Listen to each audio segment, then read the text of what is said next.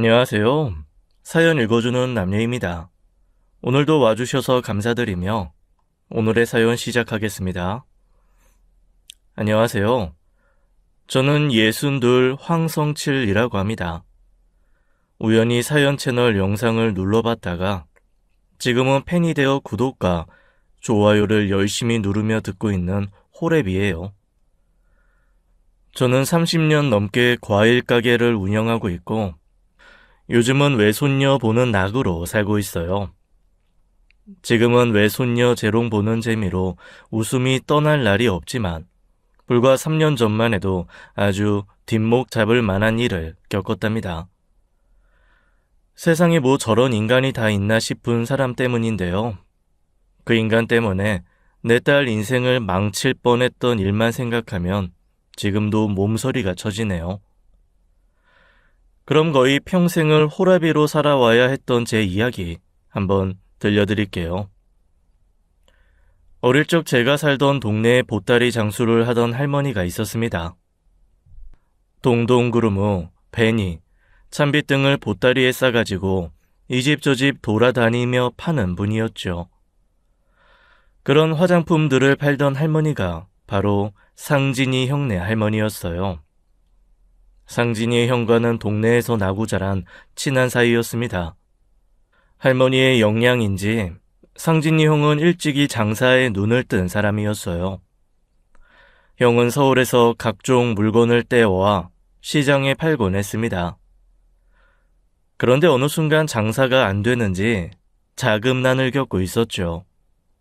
어느 날 제게 돈 부탁을 하기에 모아둔 돈을 조금 빌려주었어요.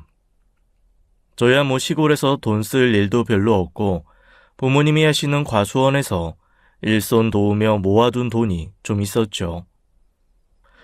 그래서 평생 한 동네 살면서 본 형한테 이 정도 빌려주는 건 어려운 일이 아니라고 생각했어요. 성칠아, 지난번에 도와줘서 정말 고맙다. 형이 돼서 너한테 돈이나 부탁하고 내가 면목이 없네. 내가 지금 당장 돈은 못 해주지만 다른 걸로라도 꼭 갚을게. 그때는 제가 베푼 호의가 어떻게 돌아올지 전혀 알지 못했습니다. 어느 날 상진이 형이 제게 여자를 소개해 주더군요. 그때 제 나이 26이었습니다. 24살의 그녀는 세련된 외모와는 달리 꽤나 수줍음이 많고 순박했어요. 저는 그런 모습에 끌려 연애를 하게 되었죠. 빼어난 미모는 아니었지만 애교가 많았습니다. 이런 말 부끄럽지만 결혼 날짜를 잡은 날 예비 신부가 저를 데리고 자신의 집으로 데려갔습니다. 제가 여자 경험도 없을 때고 워낙 쑥맥이라 예비 신부가 하는 대로만 가만히 두었더니 어느 순간 제가 총각 딱지를 떼었더군요. 그 후로 저는 더욱 그녀에게 푹 빠졌습니다. 결혼할 날만 손꼽아 기다리고 있었어요. 그런데 결혼을 한 달쯤 앞두고서 생각지도 못한 일이 벌어졌죠. 동네 아주머니가 우리 집으로 허겁지겁 달려와 어머니를 찾더니 몇 마디 나누고 난 후에 어머니가 사색이 되신 겁니다. 어머니는 저를 붙잡고 흔들며 말씀하셨어요. 성칠아, 너 알고 있었어? 춘심이가 뭐 하던 앤지? 다짜고짜 뭔 말이에요? 너 다 알고도 결혼할 생각이었냐고. 저는 오히려 어머니를 다그쳐 물었습니다. 도대체 춘심이가 뭘 어쨌다고 이렇게 흥분해서 이야기를 하냐고요. 그리고 어머니 입에서 흘러나온 말에 저는 기겁을 하고 말았습니다.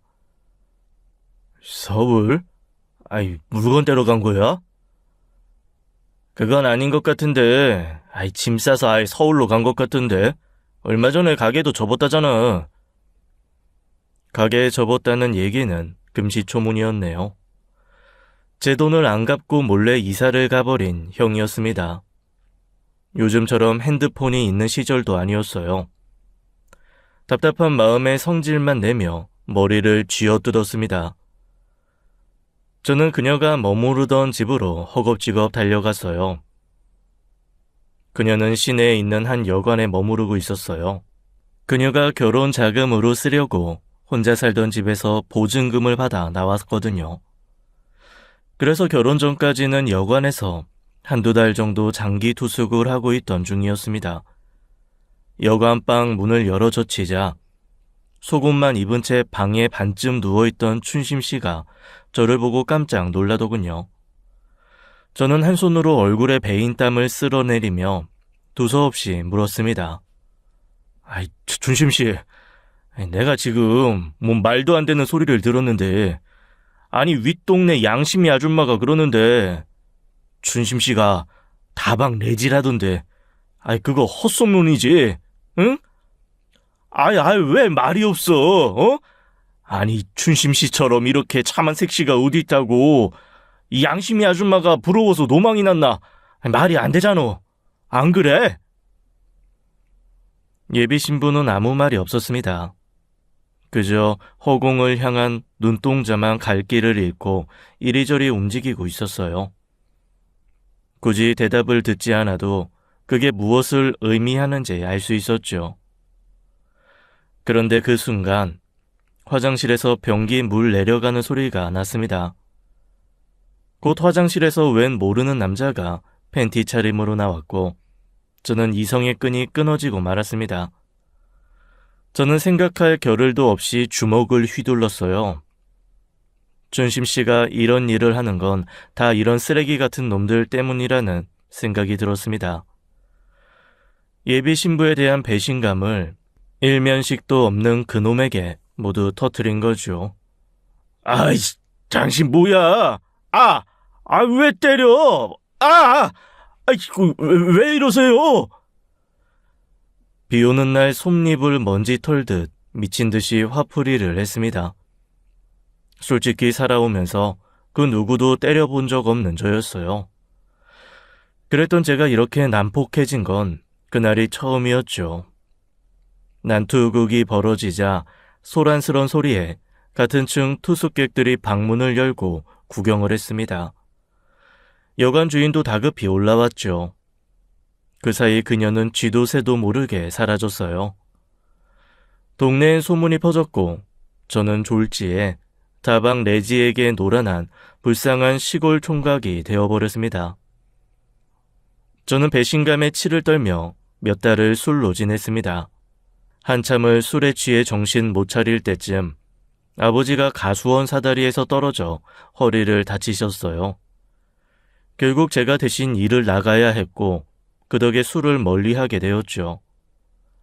땡볕에서 미친 듯이 사과를 따면서 지난 일을 잊으려고 노력했습니다. 한 반년쯤 지나 조금씩 정신을 차려갈 무렵이었어요. 그녀가 다시 제 앞에 나타났습니다.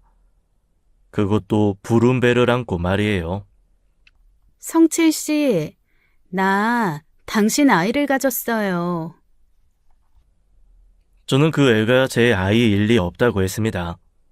하지만 그녀는 병원 기록까지 보여주며 날짜를 계산했고 저에게 제 아이가 맞다고 했어요. 병원에서 받아온 출산 날짜를 보니 얼추 저와 하룻밤을 보낸 날에 아이가 들어선 게 맞다는 결론이 나더군요. 결국 저는 그녀를 받아줄 수밖에 없었습니다. 아니, 내 아이를 거둘 수밖에 없었다는 표현이 맞겠네요. 그녀가 돌아오자 동네 사람들의 수군거림이 시작되었습니다. 제 이야기를 모르는 동네 사람들이 없는데 그녀가 부른 배를 안고 왔으니 사람들의 관심사가 모두 제게 쏠렸죠. 누구는 결혼해라, 누구는 결혼하지 마라, 훈수를 두기도 하고 어떤 이는 결혼한다, 안 한다에 내기를 걸기도 했어요. 동네 사람들의 이목이 신경 쓰였던 아버지는 결국 과수원을 접고 서울로 상경하였습니다. 못난 과수원집 막내 아들 때문에요. 너희 형들이랑 여동생들 전부 시집장가 보냈으니 이제 너 하나만 잘하면 된다. 과수원 일로 니들 5남매 키웠으면 우리 할 만큼 다 했지 싶다. 그러면서 제게 통장 하나를 건네주셨어요. 이 돈으로 서울에 가서 자리를 잡으라고 하셨습니다. 결국 우리 가족은 동네 사람들 이목을 피해 서울로 상경했어요. 그리고 저는 과일 가게를 차렸습니다. 부모님은 경기도에 있는 조용한 전원주택에 자리를 잡으셨고요. 저 때문에 과수원을 접고 조금 이른 은퇴를 하신 셈이었죠. 그때부터 저는 아내와 함께 살게 되었습니다. 내 가족이라 생각하고 품어주고 나니 날 배신한 해픈 여자라는 인식도 바뀌더군요. 내 아이를 품은 아이 엄마라는 것으로요. 과거가 어찌 되었든 묻어두고 제2의 인생이라고 생각하고 우리 잘 살아보자. 고마워요, 여보. 아, 혹시 여보라고 부르는 거 불편해요? 부부가 여보, 당신이라고 부르지. 그럼 뭐라고 불러? 정말 고마워요. 내가 진짜 잘할게요. 아내는 그 후로 서툴지만 잘하려고 하는 모습을 보였습니다. 다만 걸레와 빨래를 구분하지 않고 빨거나 일주일에 한 번씩은 꼭 컵이나 그릇을 깨곤 했지만 그래도 노력하는 아내를 보며 저는 아내의 과거를 잊으려 이 악물고 애를 썼네요. 저는 단 한 번도 아내의 과거를 들먹이거나 아내의 예전 직업 때문에 아내를 비하하는 말을 한 적이 단 한 번도 없었어요. 솔직히 속으로 아내가 밉지 않은 건 아니었지만 어차피 엎질러짐을 잘 주워 담아 보자는 마음이었어요. 게다가 아내에게도 사연이 있어서 더 이해해보자는 마음이었죠. 아내는 어린 시절 아버지로부터 학대를 받았었고 자신의 의지와 상관없이 화류계에 몸담게 되었다고 했습니다. 아내의 어머니도 아버지가 강제로 그런 일을 하게 했다고 했죠. 저로서는 상상도 못해본 참 불우한 집안에서 컸구나 싶어 안쓰러운 마음도 있었어요. 아내는 아이를 낳기 전까진 제게 참 잘했습니다. 하지만 역시나 사람은 고쳐 쓰는 게 아니더군요. 아이가 태어나고 나서 아내는 변했습니다. 아니 원래 본성대로 돌아갔죠. 제가 쉬는 날엔 어김없이 아기를 맡겨두고 집을 비웠습니다. 가족과 함께하는 시간은 없고 오로지 혼자만의 시간을 즐겼어요. 물론 그럴 수 있다고 생각했죠. 아내도 집에서 아이만 보다 보면 많이 지치고 힘들었을 테니까요. 하지만 저와 아기를 집에 놔두고 다른 남자를 만나러 다니는 건 도저히 용납이 안 되더군요. 너 쌀집 배달원이랑 둘이 무슨 사이야? 갑자기 그게 무슨 말이에요? 생사람 잡지 말아요. 그 남자 사는 지하방엔 왜 들어갔어? 사실 이미 아내가 그 지하방에서 무슨 짓을 벌였는지 다 알았습니다. 그곳에서 흘러나오는 소리가 아내가 무슨 짓을 했는지 다 증명했으니까요. 제 말에 아내는 더 숨길 것도 없다는 듯이 뻔뻔하게 나오더군요. 솔직히 말해서 당신 좋은 사람인 건 알겠는데 배운 게 도둑질인 걸 어떡해요? 그리고 우리 딸 키우려면 지금부터 학원비 모아놔야죠. 내 딴엔 애 교육비라도 벌려고 시작한 일이에요. 뭐? 지금 그걸 말이라고 해? 그런 더러운 돈으로 애 교육 어쩌고 운운하는 게 나로서는 도무지 납득이 안 된다. 정말 당신 천한 본성은 숨길래야 숨길 수가 없네. 당장 나가. 당신 같은 엄마한테서 내 자식 키울 수 없어. 당장 나가라고! 그렇게 말하면 내가 무서워할 줄 알고? 나라고 지금까지 좋아서 여기 붙어 있었는 줄 알아? 돈이라고 꼴랑 몇 푼 벌지도 못하는 주제에 당신 같은 촌뜨기가 어디 가서 나 같은 여자 만나겠어? 이래봬도 내가 서울에서 엄청 잘 나갔어. 왜 이래? 괜히 시골에 내려갔다가 똥 밟은 건 나라고. 알아? 호강에 겨운 줄도 모르고? 뭐? 천박? 이쪽 업계에도 급이라는 게 있어. 나 정도 급이면 당신한텐 과분하다고. 내가 지금 무슨 말을 듣고 있는 건지 너무 어처구니가 없어 말도 안 나오더군요. 제가 할 말을 아내가 말하고 있었습니다. 그리고 정말로 아내는 그 길로 나가버렸어요. 나중에 애 찾으러 오겠다는 말을 남기고서요. 저는 차라리 잘 됐다고 생각했습니다. 아이가 아무것도 모를 때 아내가 먼저 떠나줬으니까요. 네 엄마는 너를 낳고 얼마 안 가 하늘나라로 갔다고 알려주었습니다. 그래서 아이도 엄마를 찾는 일이 없이 키웠죠. 이대로 아내가 돌아오지 않았으면 했습니다. 하지만 1년 만에 아내가 돌아왔어요. 하필 제 아이가 아플 때 말입니다. 그때 아이가 열병이 났었어요. 나가! 네가 뭔데 여기로 와! 진아야, 너 왜 이래? 우리 딸 엄마 왔어. 엄마가 우리 딸 안 아프게 해줄게. 엄마 왔어. 이제 괜찮아. 지금 뭐 하는 거야? 나가라는 말 안 들려? 애를 이 지경이 되도록 놔두면 어떡해요? 열이 40도나 나네. 가서 미지근한 물이나 떠와요. 빨리. 저는 일단 애부터 살려야겠다는 생각에 아내 말대로 물을 떠왔습니다. 아내는 능숙하게 아이의 옷을 벗겨 손수건에 물을 적셔 온몸 구석구석을 닦더군요.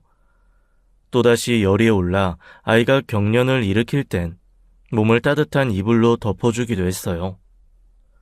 애가 열이 날 땐 그렇게 해야 한다는 걸 그때 처음 알았습니다. 지금까지 한 번도 아팠던 적이 없어서 처음 겪는 일이었거든요. 그 일만 아니었어도 아내를 받아주는 일은 없었을 거예요. 아니, 그냥 내쳤어야 했는데 저는 또 한 번 마음이 약해져 아내를 받아주었네요. 지금 생각해보면 제가 죽일 놈이에요. 그런데 그때는 아이에겐 엄마가 필요하다는 생각이 앞섰어요. 해열제를 먹여도 차도가 없던 애를 다 죽어가는 걸 다시 건강하게 만들어놨으니까요. 아내는 제게 또 다시 미안하다며 이제 정말 잘 살아보고 싶다고 한 번만 더 기회를 달라고 했습니다. 저는 아내를 위해서가 아니라 아이를 위해서 아내를 받아주었어요. 사실 과일 가게를 운영하면서 아이를 보는 게 보통 힘든 일이 아니었거든요. 아내 덕분인지 아이는 그 후로 별탈 없이 잘 컸어요. 가끔씩 감기에 걸리기는 했지만 큰 탈 없이 지나갔죠. 하지만 아이가 초등학교를 입학을 앞두었을 때 자주 술에 취해 들어오던 아내는 또다시 사라졌습니다. 알고 보니 만나던 남자와 헤어지며 절 찾아왔던 거고 새로운 남자를 만나면 다시 집을 나간 거였어요. 아내에게 새로운 남자가 생겼을 때 아내와 자주 고성이 오고 갔습니다. 그러던 어느 날 딸은 제 엄마가 집을 나가는 걸 보게 되었어요. 아빠로서 너무 미안했습니다. 그래서 아이에게 더 잘해주려고 애를 썼어요. 학교에 학부모님들 오라는 날엔 늘 어김없이 제가 참석했습니다. 가게는 직원들에게 맡겨두고요. 다행히 제 소원대로 제 딸은 그늘 없이 잘 커주었어요. 공부도 잘하는 녀석이 학원 끝나고 나면 제 가게를 돕겠다고 일손을 거들곤 했습니다. 그럼 전 그 틈을 놓치지 않고 직원들과 손님들에게 자식 자랑을 늘어놓았죠. 저는 일부러 가게에 온 손님들까지 모두 들으라는 듯 큰 소리로 물었어요. 딸, 오늘 성적표 나오는 날 아니야? 귀신이네. 어떻게 알았어? 우리 딸 성적표 한번 볼까? 아유, 어디 내나 봐. 참, 아빠도 창피하게. 사람들도 많은데 무슨 성적표를 보여달라고 해. 싫어. 그냥 집에 가서 봐요. 괜찮아. 아빠는 우리 딸 꼴등해도 상관없어. 열심히 하는 게 중요하지. 어디 보자, 성적표가. 저는 딸의 가방에서 성적표를 꺼내 모두들 보라는 듯이 펼쳐놓고 큰 소리로 읽었습니다. 국어 100점, 수학 100점, 영어 100점, 전교 1등? 아이고, 우리 딸, 이번에도 전교 1등 한 거야. 이야, 도대체 뭘 먹고 이렇게 공부를 잘해? 제가 그렇게 말하면 딸도 맞장구를 치며 대답하곤 했어요. 뭐 먹긴. 아빠 가게 과일 먹고 똑똑해졌지. 이 포도를 먹으면 그렇게 머리가 맑아진다잖아. 게다가 이건 뭐 거의 치매 예방약이나 다름없대. 포도에 있는 성분이 뇌에 그렇게 좋다던데? 그렇게 말하는 걸 들은 손님들은 너도 나도 할 것 없이 포도를 박스채 집어가곤 했습니다. 젊은 손님들은 자식 먹인다고 가져가고 어르신들은 치매 예방이 좋다니 집으로 배달해달라고 주문을 넣고 가곤 했어요. 딸은 저를 보며 눈을 찡긋했고 저도 딸에게 눈 한쪽을 찡긋 감아주었어요. 딸과 저는 그렇게 콩짝이 잘 맞는 항상이었죠. 딸은 제 인생에서 가장 소중하고 귀한 보물이었어요. 세상 그 무엇과도 바꿀 수 없는 보물이요. 행복으로 하루하루를 채워가던 어느 날 부고 연락을 받았습니다. 아버지가 돌아가셨어요. 장례를 치르고 난 후 저는 어머니를 집으로 모셔왔습니다. 어머니가 살림을 맡아주시고 저는 가게 일에 전념할 수 있었어요. 딸아이는 열심히 공부를 하더니 자기가 원하는 대학에 턱하니 붙었습니다. 우리나라에서도 최고라는 대학이요. 저는 가게 앞에 현수막을 걸었습니다. 서울대 땡땡학과 황진아 입학을 축하합니다. 라고요. 그 현수막을 볼 때마다 절로 입이 귀에 걸렸어요. 단골 손님들은 축하한다고 말해주고 친한 시장 상인들은 제 딸 아이에게 용돈까지 지어주었죠. 딸아이는 대학에 들어가더니 공부도 노는 것도 열심히였습니다. 그렇게 열심히 살아온 딸아이는 대기업에 취업하더니 결혼할 남자를 소개해준다며 집으로 데려왔어요. 아빠, 여기는 내 첫사랑 김민수 씨. 딸아이는 예비 사위를 이렇게 소개하더군요. 고등학교 때 잠깐 사귀었다가 수능 공부 때문에 헤어졌던 남자친구라고 했어요. 그리고 회사에서 운명처럼 다시 만났다고 했습니다. 둘이 인연이 꽤 깊구만. 둘이 이렇게 인연이 되려고 다시 만난 모양이야. 그럼 자네 사는 동네가 이 근처인가? 네, 아버님. 저기 윗동네 쪽에 제가 살던 곳이에요. 윗동네라면 고급 주택들이 늘어서 있는 동네였어요. 속으로 어느 정도 집안 형편이 넉넉하겠다 싶어 내 딸 고생은 안 시키겠구나라는 마음이 먼저 들더군요. 그래도 똑똑하고 예쁜 제 딸에 비하면 무한정 제 딸이 아깝기만 했죠. 곧 상견례가 잡혔어요. 저는 상견례 한 달 전부터 매주 목욕탕에 들렀습니다. 시장에서 일한다고 지저분하다고 흠 잡히고 싶지 않았거든요. 이발도 깔끔하게 하고 안 쓰던 바디 로션까지 사서 매일 발랐어요. 예비 바깥 사돈 델프는 초등학교 교장 선생님이었고 안사돈은 얼마 전까지 학원 원장이었다가 은퇴했다고 했습니다. 안사돈도 원래는 학교 선생님이었다고 했죠. 교육자 집안이라고 하니 왠지 주눅이 좀 들었습니다. 저는 가방끈도 짧고 평생 공부랑은 거리가 멀었거든요. 그래도 제가 이태껏 열심히 살아왔다는 것만큼은 자부심을 가지고 있었어요. 누구 앞에서든 당당하게 얘기할 수 있을 만큼이요. 기죽지 말고 내 딸을 사랑해줄 가족인지 눈 똑똑히 뜨고 보고 오자라는 마음으로 상견례장으로 향했습니다. 그리고 대망의 상견례 날 제가 얼마나 겁먹고 온갖 걱정을 하며 이 자리에 왔는지 깨달았죠. 예비사돈 내외는 정말 교육자답게 예의도 바르고 생각도 올바른 분들이었어요. 제 딸과 어머니를 어떻게 대하는지만 봐도 느껴졌죠. 사돈들은 첫 만남에 저희 어머니부터 챙기더라고요. 진아 할머님이 옆에서 진아를 많이 챙겨주셨다고 들었어요. 할머님 덕분에 진아가 참 어른들 공경할 줄도 알고 예의도 바른 것 같아요. 이건 제가 할머님 드시라고 직접 만든 한과입니다. 저희 친정어머님이 전수해 주신 전통 한과 만드는 방법으로 만든 건데 한번 들어보세요. 진아한테 할머님이 단 거 좋아하신다고 들어서 준비해 봤어요. 아이쿠, 이렇게 안 챙겨줘도 되는데 이 손만이 가는 걸 다 만들어주고 너무 고맙네요. 한과도 한과지만 이 늙은 할머니까지 챙겨주는 그 마음이 너무 고맙네. 아이고, 주책맞게 눈물이 다 나네요. 저희 어머니는 진아가 좋은 시어른들과 인연을 맺게 된 것에 기뻐하시며 눈물까지 흘리셨습니다. 진아는 그런 할머니께 손수건을 건네주고 어깨를 감싸서 안아주기까지 했죠. 진아 양이 참 똑똑하고 심성도 고와서 제가 고등학교 때부터 참 많이 예뻐했어요.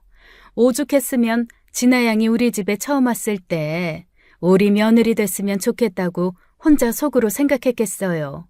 그냥 하는 말이 아니라 진심입니다. 그만큼 참 바르고 생각도 깊고 착해요. 그렇게 말씀해 주시니 감사합니다. 제 딸이라서가 아니라 정말 진아가 속이 깊은 아이예요. 전교 1등 놓치지 않으면서도 학원 끝나면 과일 가게 나와서 일손 돕는 아이예요.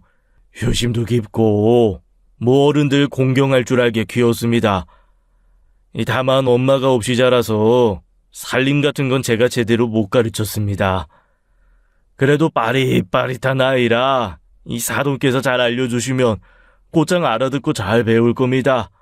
우리 진아, 앞으로 잘 부탁드립니다. 염려 마세요. 저희가 딸처럼 잘 대해주겠습니다. 그리고 옛날에나 시집가면 출가 외인이라고 했지 요즘은 아닙니다. 저희는 아들이나 며느리나 똑같이 귀하게 대해줄 거예요. 명절이라고 며느리 붙잡아두고 그런 일 없을 겁니다.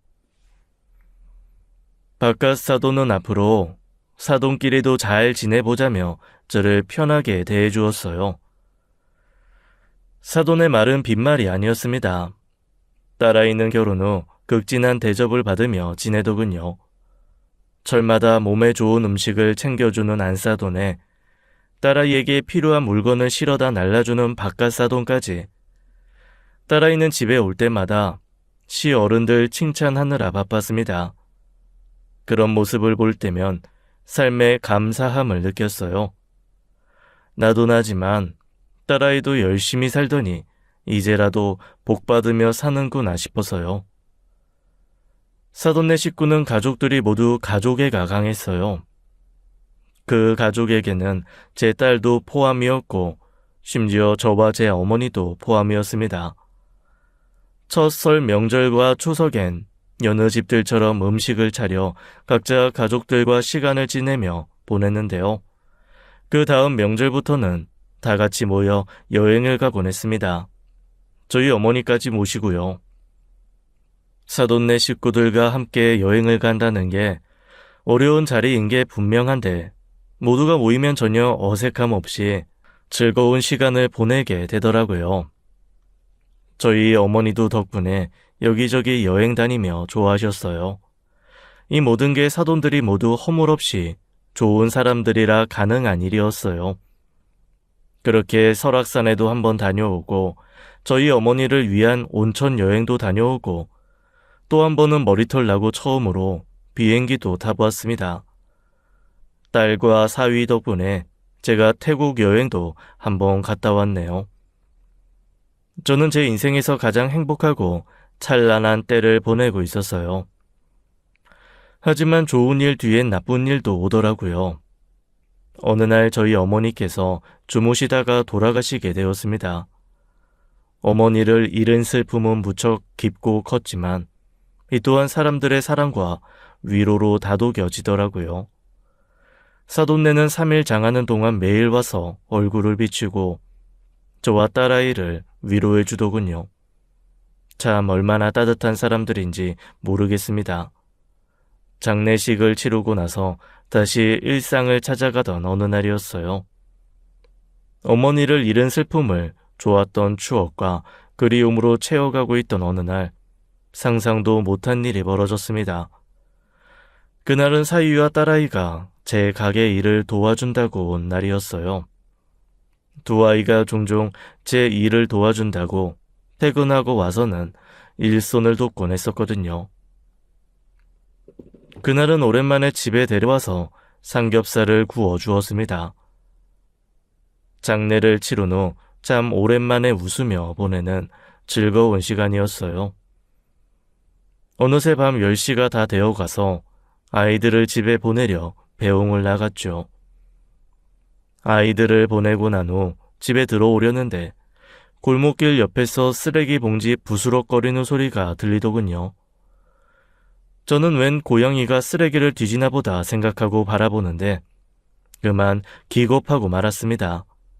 웬 거짓골을 한 여자가 쓰레기 더미 사이로 나오며 제게 걸어오더니 저를 덥석 붙잡았거든요. 왜 이래요? 나요 이거! 자기야, 나야. 냄새! 그 여자가 자기야라고 부르는 것보다 악취에 더 놀라 정신이 혼미해지는 기분이었습니다. 웬 정신 나간 여자가 저를 자기 남편으로 착각한 줄만 알았어요. 그런데 그 여자를 자세히 바라본 저는 깜짝 놀라고 말았죠. 다름 아닌 제 전 아내였던 겁니다. 당신 꼴이 그게 뭐야? 그보다 여긴 대체 왜 왔어? 아니다. 내가 그걸 알 필요가 없지. 그만 갈 길 가. 나 바빠서 이만. 그렇게 그 여자를 두고 집으로 돌아가려는데 그 여자가 제 바지가랑이를 붙잡고 물고 늘어지더라고요. 여보, 진짜 미안한데 나 좀 재워주면 안 될까? 딱 한 번만. 그럼 내일 아침에 씻기만 하고 나갈게. 응?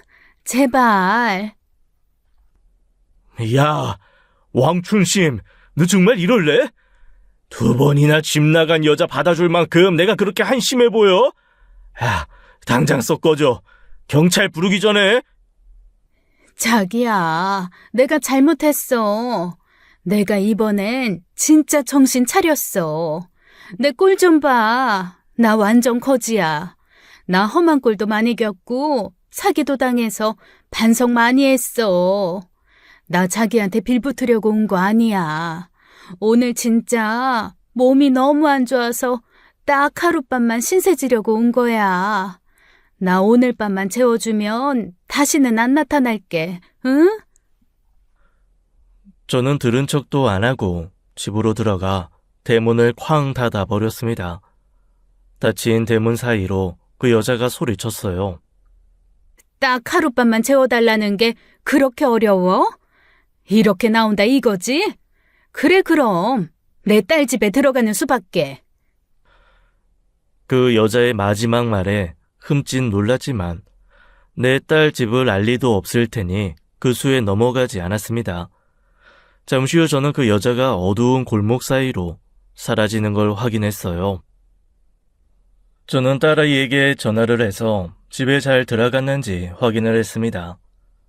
딸아이 목소리를 들어보니 별일 없는 것 같았어요. 저는 딸에게 사정을 이야기하고 당분간 저희 집에 오지 말라고 신신당부를 했습니다. 혹시나 그 여자가 딸을 몰래 쫓아가기라도 하면 안 되니까요. 그렇게 찜찜함을 뒤로하고 며칠이 지나갔어요. 그날 이후 몇 날 며칠 소화도 잘 안 되고 머리도 지끈거리더군요. 그 여자가 다녀간 후로 저도 모르게 속으로 신경을 많이 쓴 것 같았어요. 그러던 어느 날 딸아이가 저를 조용히 찾아왔습니다. 딸의 표정을 보니 무슨 일이 있었던 모양이었어요. 아빠, 엄마가 찾아왔었어. 뭐? 그 여자가? 대체 어떻게 알고? 그래서 설마 너 그 여자랑 같이 살자거나 하는 그런 말 같지도 않은 소리에 넘어간 거 아니지? 어?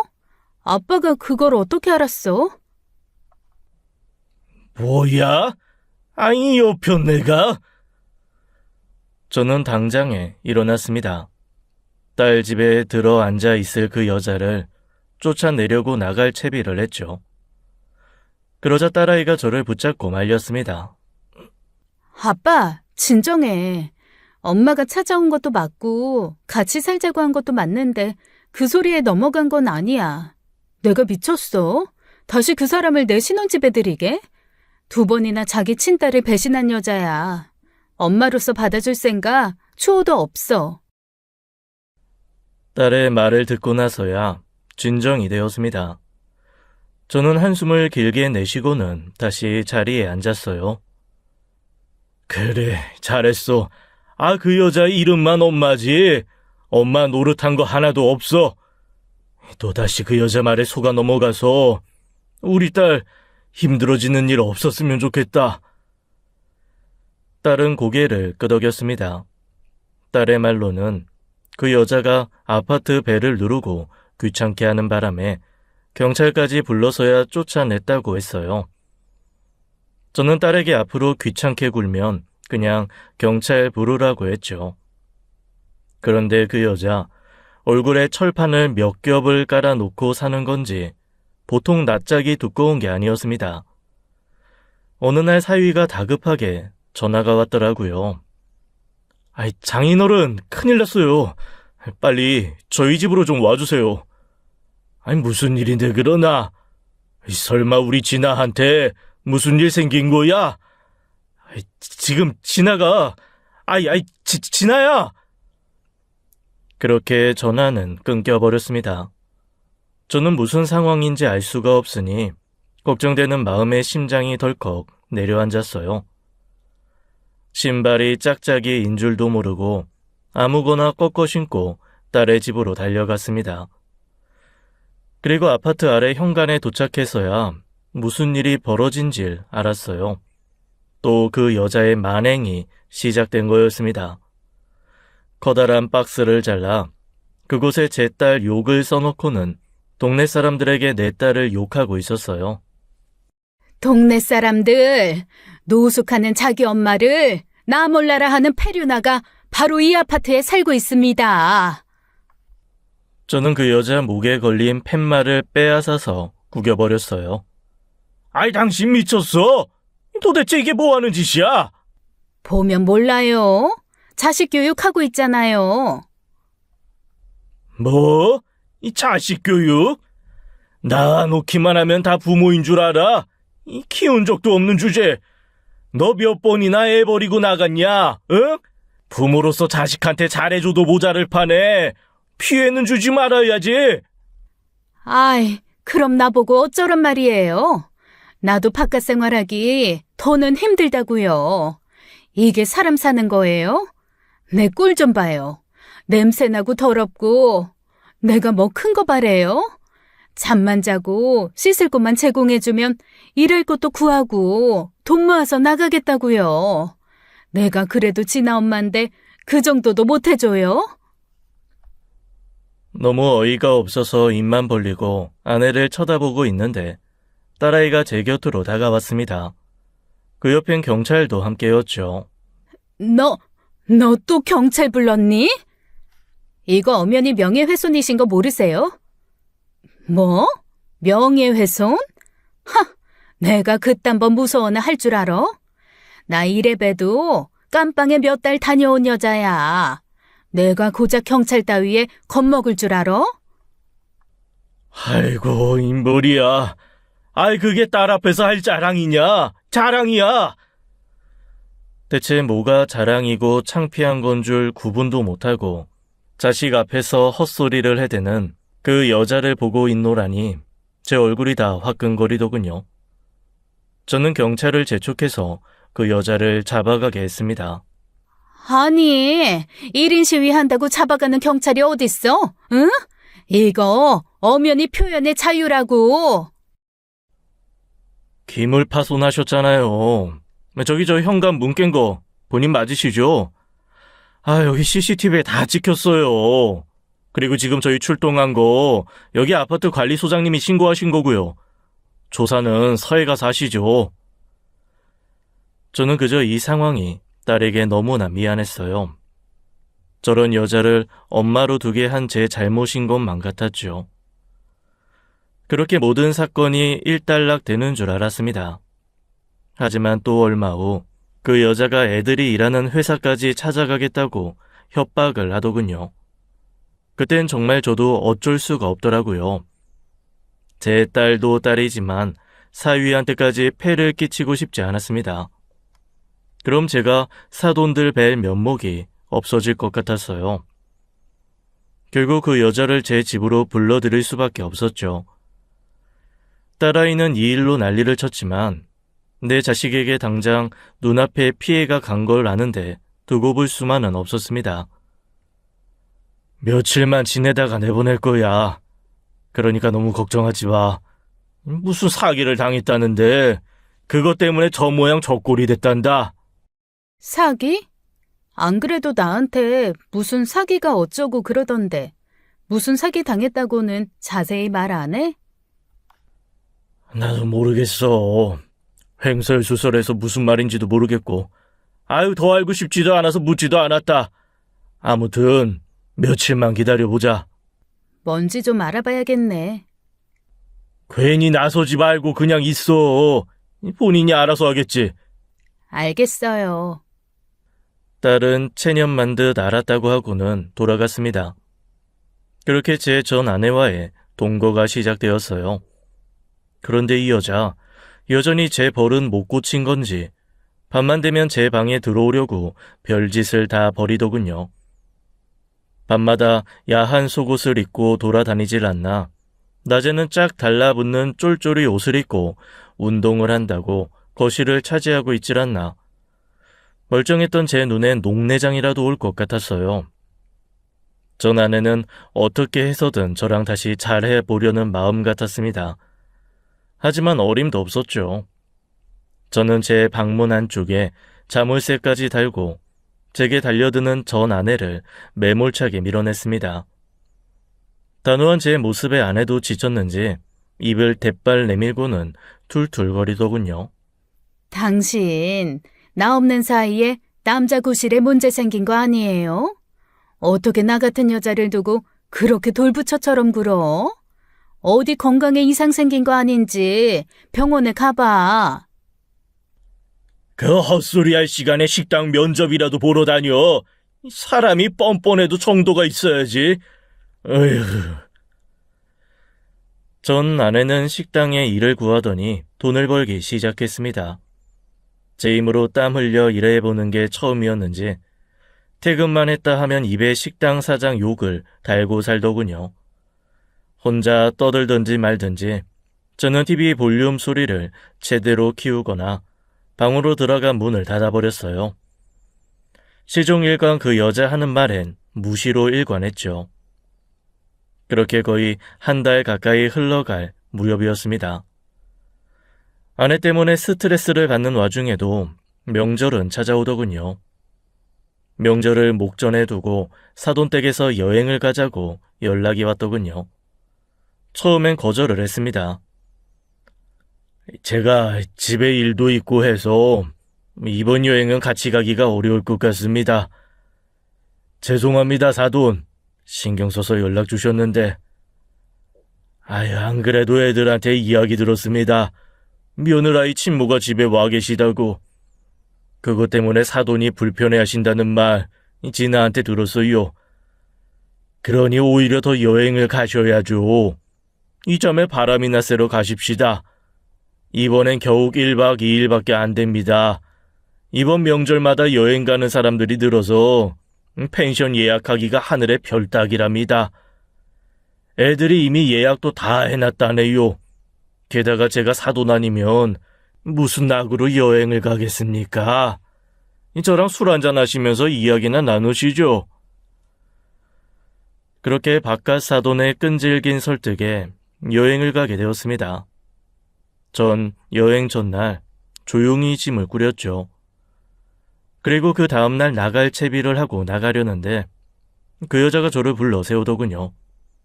그리고 봉투 하나를 내밀었습니다. 그 안에 10만 원이 들어있었어요. 이게 뭐야? 나 어제 월급 받았잖아. 내가 개같이 일해서 벌어온 피 같은 돈이야. 내 숙박비라고 생각하고 너도. 뭐? 아이, 그걸 왜 지금 말해? 저는 그 봉투를 본 순간 기분이 날아갈 것 같았어요. 그래서 저도 모르게 활짝 웃었나 봅니다. 그걸 본 그 여자가 제 표정을 보더니 코 맹맹이 소리를 해서는 헛소리를 하더군요. 어? 아니, 지금 자기 감동한 거야? 내가 월급 받아와서? 아, 그야 당연하지. 월급 나왔으면 진작 말을 하지 그랬어. 어머머? 왜? 뭐 파티라도 열어주게? 파티는 개뿔. 아이고, 도로 가져가, 너 써. 너 숙박비로 쓰려면 요즘 물가가 올라서 10만 원으로 몇 밤이나 자겠냐? 아이, 얼른 가서 짐 싸서 나와. 짐? 무슨 짐? 돈 받았으니까 이제 여인숙이든 어디든 갈 수 있겠네. 아이, 당장 나가. 뭐? 아니, 나 숙박비 냈잖아. 이거 받으라니까. 나 여기서 몇 달만 더 있다가 돈 모아서 나갈 거야. 그러니까 그 숙박비로 다른 데 가서 자라고. 너 전에 그랬지? 돈 없어서 그러니까 하룻밤만 재워달라고. 아, 이제 돈 있으니까 여기 빌 붙지 말고 나가. 한 번만 더 들러붙으면 그냥 너 죽고 나 죽자. 누구 마음대로 여기서 몇 달을 더 살아. 아유, 징글징글해. 나가. 아이, 당장 나가. 저는 그 여자 방에 들어가 짐을 챙겨서 문 밖에 던져버렸습니다.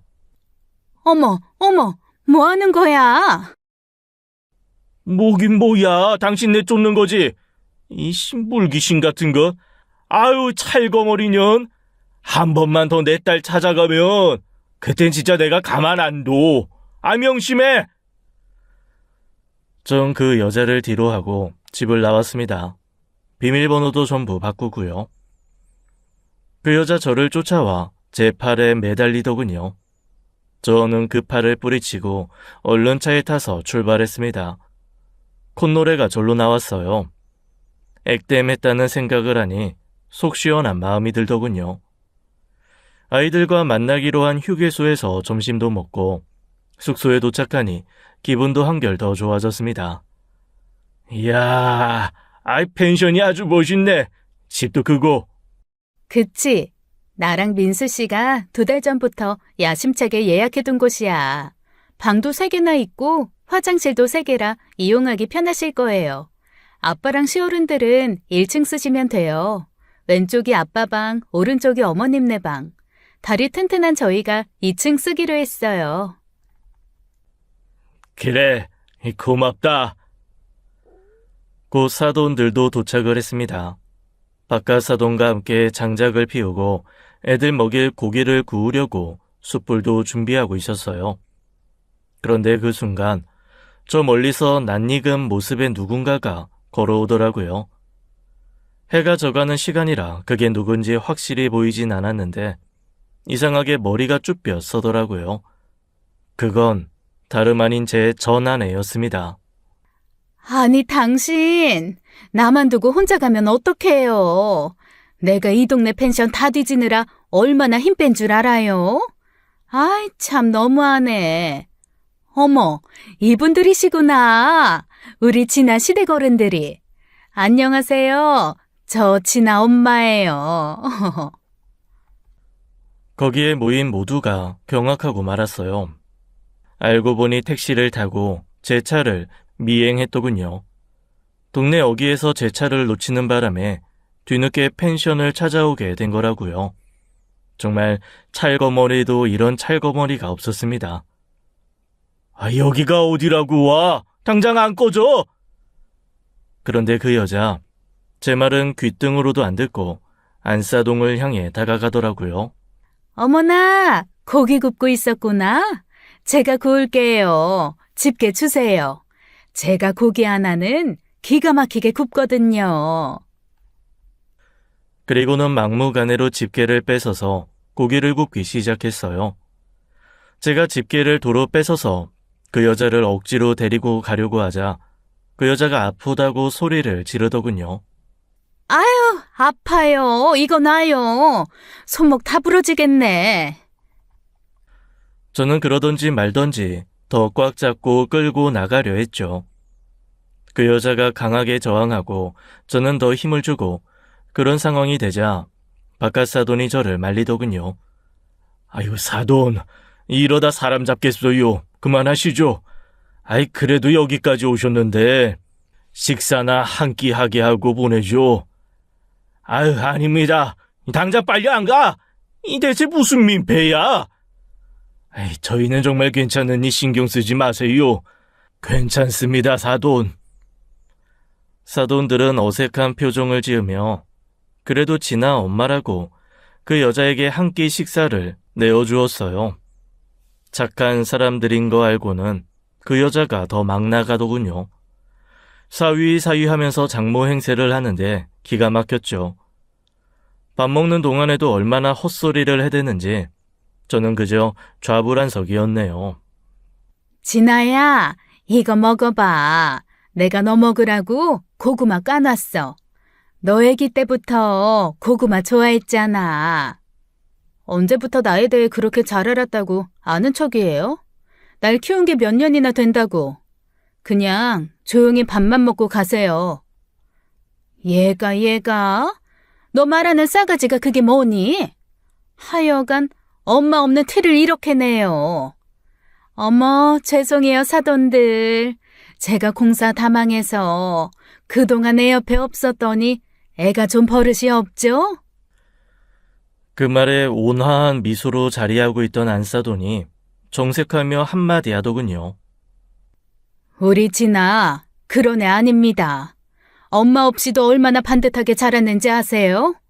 시어른들 위할 줄 알고 아빠한테 사랑 많이 받고 자라서 사랑도 줄 줄 알고 베풀 줄도 아는 아입니다. 그런데 싸가지라뇨. 우리 진아한테는 당체 어울리지 않는다 너네요. 단어 하나하나에 힘주어 말하는데 카리스마가 장난 아니더라고요. 전직 학원 원장님이었던 게 실감이 났습니다. 어머머, 우리 안사돈이 예민한 구석이 있으시네. 사돈들도 있는 자리에서 내 딸이 말을 함부로 하길래 제가 단돌이 좀 한 건데 그게 그렇게 고깝게 들리세요? 누가 보면 안사돈이 우리 친아엄만 줄 알겠네. 나 참, 대기업 다니는 며느리라 뺏길까봐 그래요? 내 딸 꿰차고 덕 좀 볼 생각인가 본데 누가 뭐래도 얘 엄마는 저예요. 앞으로 효도를 받아도 내가 받고 용돈을 받아도 내가 받아야 한다고요. 꿰차다뇨. 게다가 효도에 용돈이요? 그렇게 말하는 걸 보니 그쪽이야말로 그럴 심산으로 바깥사돈 집에 들어온 겁니까? 제가 분명히 말해두지만 우리 진아, 내 아들이랑 잘 살게 가만히 내버려 두세요. 안 그러면 내가 가만 안 둘 겁니다. 어머머? 지금 나 협박하는 거예요? 나 참 기가 막히고 코가 막혀서 에휴, 기분 잡쳐서 밥도 못 먹겠네. 난 잠이나 자러 가야겠네. 내 방 어디예요? 정말 세상에 이런 인간이 다 있나 싶을 정도로 뻔뻔한 사람이었어요. 이 와중에 잠까지 자고 갈 생각을 하다니 말이죠. 제가 당장 돌아가라고 말하려는 찰나 안사돈이 먼저 말했습니다. 이거 어쩌죠? 그쪽이 잘 방은 없는데요. 불청객인 거 그만 티내시고 이만 돌아가 주시죠. 누구더러 가라 말아야? 그리고 지금 이 깜깜한 밤에 나가라니. 내가 뭐 어떻게 돼도 상관없다 이거예요? 사람 참 야박하네. 고작 하룻밤 자는 거 가지고. 치사하고 더러우면 그냥 가면 되지 입 아프게 말은 뭐하러 길게 해? 어머머? 뭐야? 지금 나한테 반말한 거야? 해보자는 거야 뭐야? 이러다 싸움 붙겠다 싶었을 때 박하사돈과 제가 나섰습니다.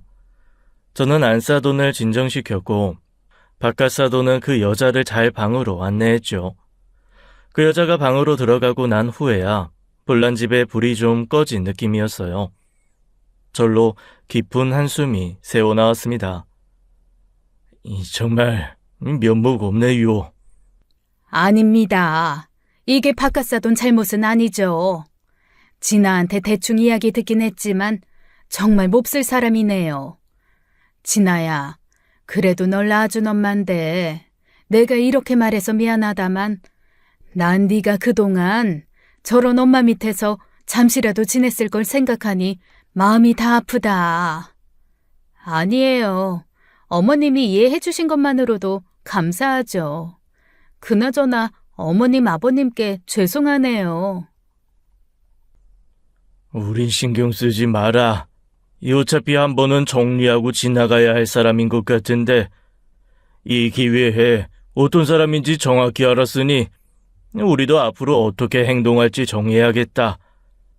너한테는 우리들이 있으니 걱정하지 말고 무슨 일 있으면 꼭 얘기해. 혼자 끙끙 앓지 말고 민수 네가 아내 잘 챙겨라. 내 아버지, 여보 이리 와. 우리 산책이나 한 바퀴 돌고 오자. 사위는 딸아이를 위로하기 위해 산책을 나갔고 남은 세 어른들만 모닥불 주위에 둘러 앉아 있었어요. 거머리 같은 그 여자 탓에 그날 밤 우리는 앞으로에 대해 논의하게 되었습니다. 워낙 철판 깔고 막무가내인 사람을 맡기란 쉬운 게 아니더군요. 더군다나 아이들을 볼모로 자기 멋대로 구는 게 영 눈에 거슬렸어요. 사돈 어른들은 제게 가게와 집을 이사가는 게 어떻겠냐고 제안했죠. 심지어 돈이 부족하면 보태주겠다는 말까지 하면서요. 저도 모아둔 돈은 꽤 있어서 돈은 문제가 되지 않는다고 말해주었어요. 다만 걱정인 건 제가 이사를 가더라도 아이들 집이며 직장까지 알고 있다는 게 문제였습니다. 애들은 이직까지 염두에 두고 있고 집은 당분간 시댁에 들어가 있다가 집이 팔리는 대로 이사를 가면 어떻겠냐고까지 이야기가 나왔어요. 그것도 방법이겠다 싶더군요. 대충 앞으로의 방향이 정해지자 박하사돈은 피곤해서 먼저 들어가겠다고 했습니다. 안사돈과 저는 아이들이 올 때까지 기다리다가 들어가기로 했죠. 이야기를 마친 지 1시간쯤 지나자 딸 내외가 들어왔고 우리도 모두가 잠자리에 들기 위해 각자 정해진 방으로 들어갔습니다. 그런데 잠시 후 깍 하는 안사돈의 비명소리가 들려왔어요. 저는 씻다가 말고 후다닥 거실로 나왔고 아이들도 2층 계단을 우당탕탕 내려왔습니다. 모두가 문 앞에 다다르자 누군가가 사람 살려 하며 소리를 지르더군요. 사위가 사돈네 방문을 급히 열자마자 눈앞에 기겁할 상황이 펼쳐졌습니다. 그리고 모두가 그 광경에 경악하고 말았어요. 안사돈과 그 여자가 엉겨붙어 서로 머리채를 잡고 빙빙 돌고 있었습니다. 사람 살려 하며 소리치는 건 다름 아닌 그 여자였죠. 그런데 그 여자의 차림새가 아주 과간이더군요. 빨간 속옷을 입었는데 거의 반은 뚫려 있어서 아주 눈을 뜨고 볼 수조차 없더라고요.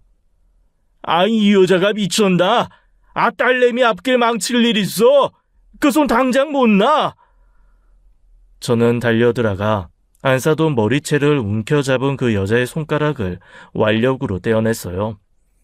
이 와중에 박하사돈은 팬티만 입은 차림으로 으어으어만 외치고 있더라고요. 아마도 박하사돈은 잠들었다가 비명소리에 깨서는 눈앞의 광경에 당황한 모습이었습니다.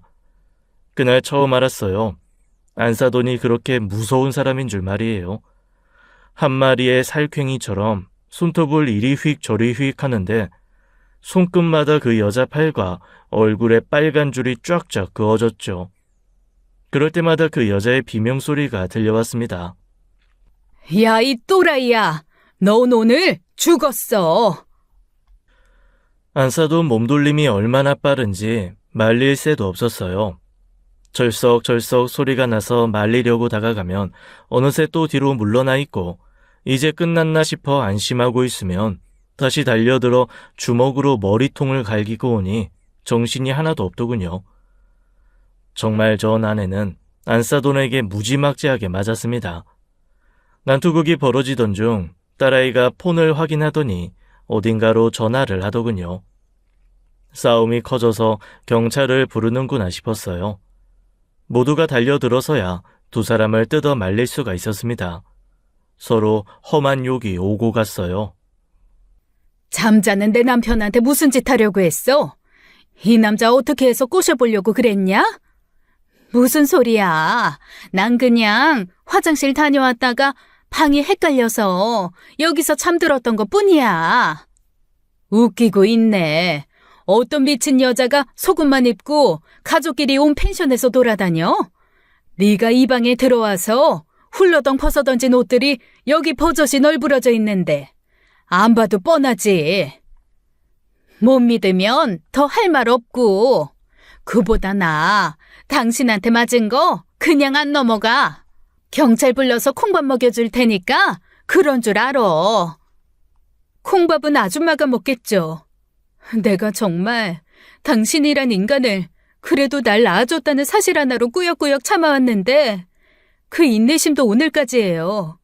더는 봐줄 수가 없네. 아줌마, 이제 그만 우리 인생에서 꺼져줘요. 뭐? 아줌마? 싸가지 없이 엄마한테 아줌마? 싸가지? 당신이야말로 인간 말종인 거 내가 모를 줄 알아? 내 몸에 조금이라도 당신 피가 흐른다는 게 치욕스러울 뿐이에요. 아하, 이게 좋은 집에 시집 갔다고 자기를 낳아준 엄마도 무시하려는 모양인데 너 나 안 모시면 내가 절대로 떵떵거리면서 못 살게 할 거야. 알겠어? 언제까지 그렇게 당당할 수 있으려나 모르겠네. 거의 시간 됐네요. 곧 도착한다고 했으니까. 하! 뭐 경찰 따위 안 무섭다고 내가 전에도 말하지 않았나? 경찰은 너네 시어머니가 겁내야 할걸? 내가 누굴 불렀는지는 두고 보자고요. 전 아내는 얼굴을 이죽거리며 실실거리고 웃고 있었어요. 잠시 후 딸의 말대로 이 밤에 누군가 펜션으로 들이닥쳤습니다. 그런데 이상하게도 경찰이라는 사람들이 경찰차도 안 타고 검은색 봉고에 사복을 입고 왔더라고요. 보통 사복은 형사들이 입는 걸로 아는데 말이에요. 그런데 그들이 도착하기 직전까지도 여유로운 얼굴로 앉아있던 그 여자가 점점 안절부절 못하더군요. 그 사복을 입은 사람들 얼굴을 확인하더니 그 여자 아주 혼비백산해서 주랭랑을 치더라고요. 주랭랑 치려는 걸 딸과 사이가 붙잡았습니다. 이거 놔. 이거 놓지 못해? 야, 이거 놓으라고. 야, 왕충심이, 너 내 눈에 띄는 순간 네 제삿날이라고 했지? 너 일로 와. 그러면서 4명의 사람들이 우르르 몰려가 그 여자를 둘러쌌습니다. 그리고는 검은색 봉고에 태우더군요. 살려주세요, 대표님. 제가 그 돈 갚을게요. 조금만 시간 주면 내가 그 돈 갚는다니까. 내 딸이 대기업다녀. 어? 사람들은 아랑곳하지 않고 그 여자를 데리고 갔어요. 봉고차가 출발하고 나자 산속 펜션에 정막이 흐르더군요. 아, 이게 대체 어떻게 된 거야? 그 여자가 말한 사기꾼, 그거 조사 좀 했지. 알고 보니 전 아내가 사기를 당했다고 했던 게 아내가 먼저 사기를 치고 그 돈을 또 다른 제3자에게 사기를 당했다고 하더군요. 아내는 자기가 사고 친 건 숨기고 자기가 사기 당한 것만 얘기를 했던 거였는데 눈치 빠른 딸아이가 그걸 조사해서 진실을 알아낸 거였어요. 조폭들 돈을 사기쳤더라고. 간도 크지. 그 여자를 끌고 간 사람들이 조폭들이었다고 했어요.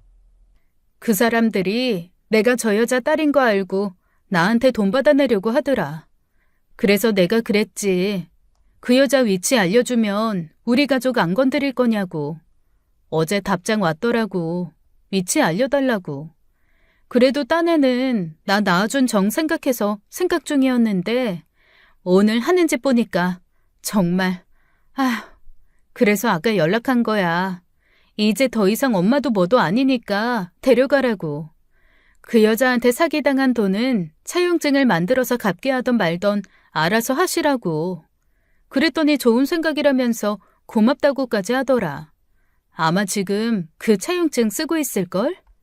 딸은 그 후 시부모님께 죄송하다고 사죄했고 사위는 늘 한결같이 딸아이를 위로해 주었습니다.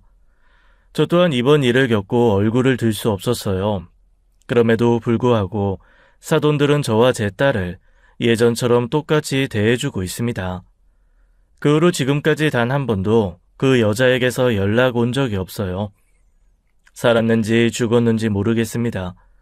솔직한 심정으로는 앞으로는 2번 다시 얼굴 보고 싶지 않네요.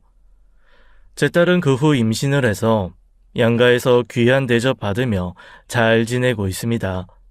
어느덧 막달이에요. 어느 날 딸이 그러더군요. 난 아직 만나지도 못한 내 아이가 이렇게나 소중한데. 딸은 더 이상 말을 잇지 못했습니다. 저는 딸아이 어깨를 토닥여 주었어요. 대신 아빠가 있잖아.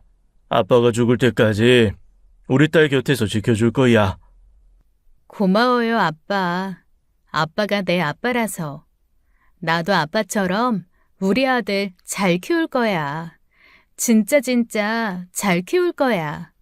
그 여자만 빼면 우리 가족은 너무나 완벽합니다.